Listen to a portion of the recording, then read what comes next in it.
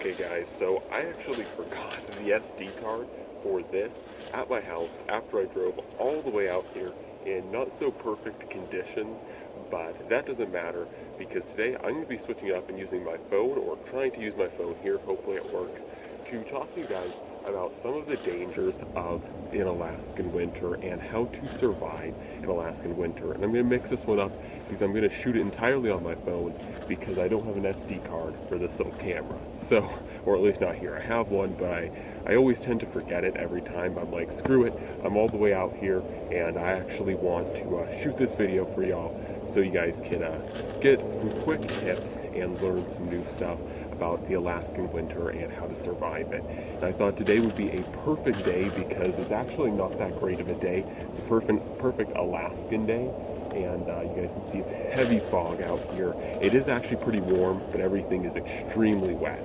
So there's always new things to learn, and that's exactly what we're going to be doing today. Anyways, guys, please do not forget to comment, like, share, and subscribe so you can see more awesome Alaskan content like this.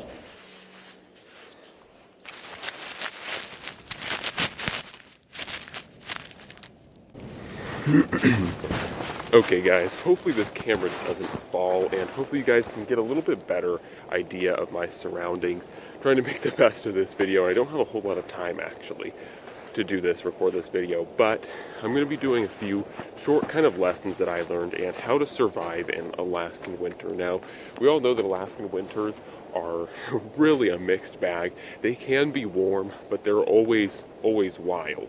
What I mean by that is, like you can see today, we woke up and there's dense ice fog everywhere.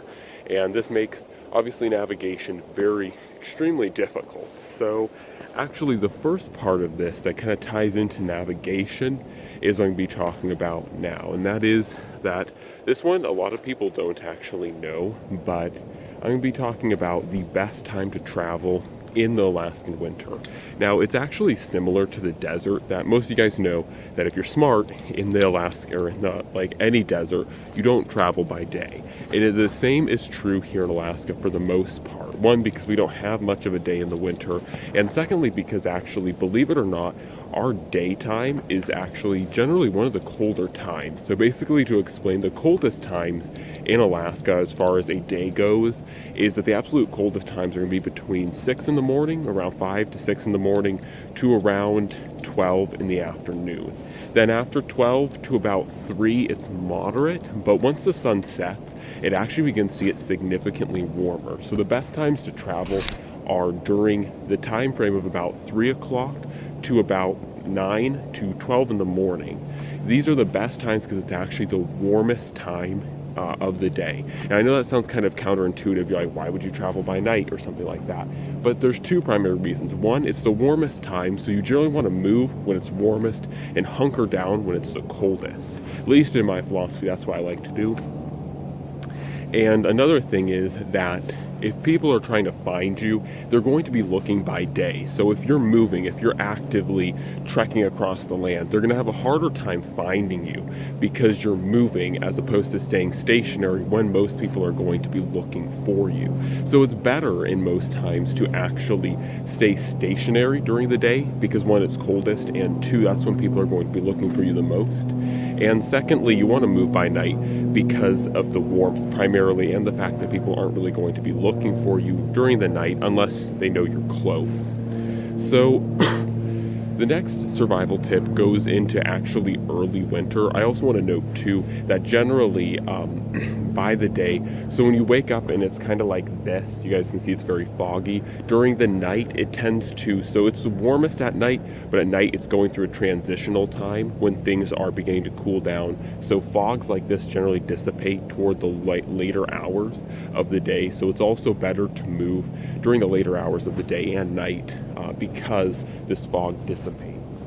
So the next thing is, secondly, and this is more toward early winter, is avoiding any waterways. Here in Alaska, our waterways do, most of them, freeze up thick enough where you can walk across them. But during early winter, you want to be extremely mindful, and this is generally in the months of October, November, and early December. You want to be very mindful not to walk or take things like snow machines across any waterways. And that's because generally our lakes, streams, ponds, whatever, have not frozen up enough. And so you don't want to launch yourself into a survival situation, or if you're already in a survival situation, you don't want to complicate things significantly more by getting yourself wet when it's freezing out.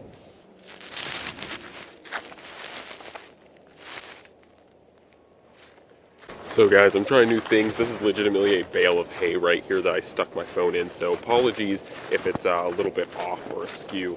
But like I was going to say, as I try and find a nice place to sink down here, like I was going to say, the next part is wind. And a lot of people, when they come to visit Alaska in the summer and spring, fall, they don't really understand how windy Alaska actually is. But without the leaf coverage of the trees around us, it actually is an extremely windy place. So unfortunately today, Alaska is making a liar out of me, but trust me, I do know Alaska. I've been here for a while. Generally it is extremely windy. Today is a little bit of an off day, and it's actually not windy at all right now, which is nice. I definitely enjoy filming when there's no wind, but generally Alaska is actually a very windy place. So as a general rule, you want to try and stay out of large fields like this one I'm at today. The primary reason I film in a field like this is primarily for the lighting, because there's so much ambient lighting. Even when it's foggy, there's so much ambient lighting that I can film a lot better, and my videos can be a lot more bright for you guys. So I do this primarily for the videos, but when I'm actually in the woods and bushcrafting, I tend to be, there's a forest over here to the right. You guys can't really see it unless you're familiar with this field. I've taken you guys here multiple times, but unless you're familiar with the field, there's a forest off to the right over here, or to you guys' left. And so that's where I generally go to bushcraft, but for filming, I tend to be out in this field. So anyways, like I was gonna say, it's very windy, and you generally want to avoid fields like this. And if you have to hunker down in a field like this, the one advantage to winters in Alaska is Alaska does give you something for hunkering down in a field like that, and this is all this stuff below me. You can make shelters, especially now, because you guys can see how compactable this snow is. You guys can see there, this snow is very compactable right now. So you could make pretty easily a snow shelter with actually little to no tools at all. You could basically come out here, burrow into the snow, and make a small little one-man shelter if you absolutely had to hunker down in a time like this and you had no other option. If you're dressed appropriately, you can hunker down in the snow quite well, actually. So the next part, and this really shouldn't surprise anyone, the primary reason I'm not wearing more layers is because it's 33 above right now, so it's very warm. But generally when you're out here in the Alaskan wilderness, you want to prepare yourself by layering appropriately. And one of the best ways to do that is to really make sure all your gear overlaps. If you've noticed one consistent trend, if you guys watch more of my YouTube winter videos, especially when I'm wearing snow pants, everything overlaps itself going downward. And the primary thing or reason I do this is because hot air rises. So a lot of people will tuck their stuff in, they're inexperienced, upward, but that allows air to leak out of, say, like if I had this tucked into my pants or snow pants, it would allow hot air to leak upward, and same with this stuff. About the only exception to this rule is generally my face mask, but that's just a little bit of a different thing. And the face mask is a little bit weird because it's actually catching the hot air from your breath and diverting it downward. So it's a little bit different, but generally everything that I layer except the face mask is all facing downward to keep hot air continually circulating into my body or into the core zone and just all throughout my body. And you guys can even notice another common mistake a lot of people make is, unless you do it specially how I do it, you don't want to overlap things like mucklucks facing up, but I do it a little bit differently. And I might do some roll-in footage of how I put on mucklucks with snow pants to show you guys how exactly I keep my layering system to work very well for snowy conditions. And another thing you do want to do is layer smart, and that is that you want to keep your layers strippable, because out here, especially when it's this warm out like today, if you do have quite a few layers on, like even this is too much for active, like mushing through the snow here, you want to make sure that your layers are strippable. So you guys can see here, I can easily take this layer off. Other than this little paracord piece here, there's really nothing holding it back. So you guys can see I can easily open up and cool down, and this is one of the fastest ways to cool down, is just to open up your coat or even take it off. I'm not going to necessarily take mine off here because I have this knife kind of strapped over here and I'm not particularly cold or warm, so I'm not necessarily going to take this off, but you guys can see how easily strippable my winter gear is, and this is a very important strategy for winter time because you want to make sure that you don't get too warm, because getting too warm can be just every bit as dangerous as not being warm enough.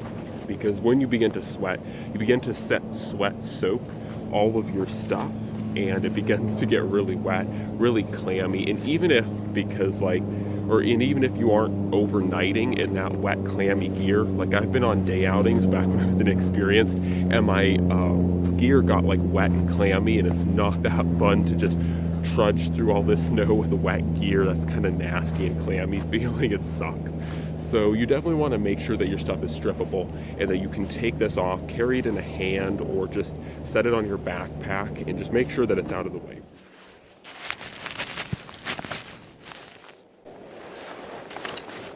So guys, I'm kind of running out of video time for this camera, my phone camera. It doesn't have a whole lot of video length on it. So I'm going to wrap this video up. Hopefully you guys have enjoyed taking a look at some of my wintertime survival tips, and hopefully this will help you guys be better at staying alive and being safe in the Alaskan winter. And anyways guys, there's not too much to show with the environment, because the one advantage to winter is most of the environmental problems such as water and different marshlands are frozen and covered with snow. So there's not too many environmental things aside from the early winter time when you can fall through ice and stuff like that. You just be careful of that. But there's really not that much environmental aside from the inclements wanting to attack you. So anyways guys, that's all for now. Hopefully you've enjoyed this little bit of a different video mix up with the camera, and that's all I have to say. God bless, and I'm out.